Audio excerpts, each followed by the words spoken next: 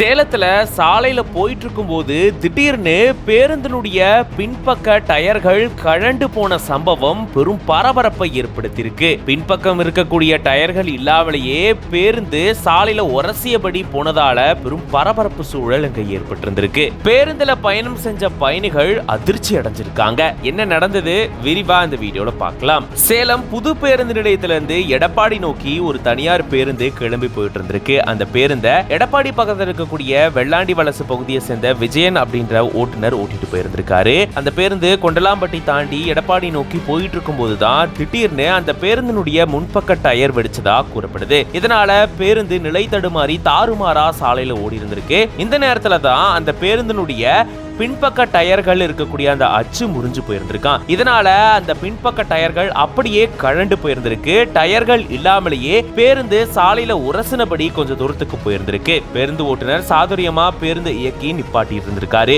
அதனால யாருக்கும் பெரிதளவுல எந்த ஒரு பாதிப்பும் இல்ல. இப்படி பேருந்தினுடைய டயர் கழண்டு பேருந்து சாலையில உரசியபடியே போன நிலையில அங்க பெரிய சத்தம் ஏற்பட்டிருந்திருக்கு. பேருந்துல பயணம் செஞ்ச பயணிகள் கத்தி கூச்சலிட்டு இருந்திருக்காங்க. உடனடியா இது சம்பந்தமான தகவலை அறிஞ்ச கொண்டலாம்பட்டி போலீசார் விரைந்து வந்து இங்க மீட்பு பணியில ஈடுபட்டு இருந்திருக்காங்க. இப்போ இது தொடர்பான வீடியோ தான் வெளியாகி வைரல் ஆயிட்டு வருது.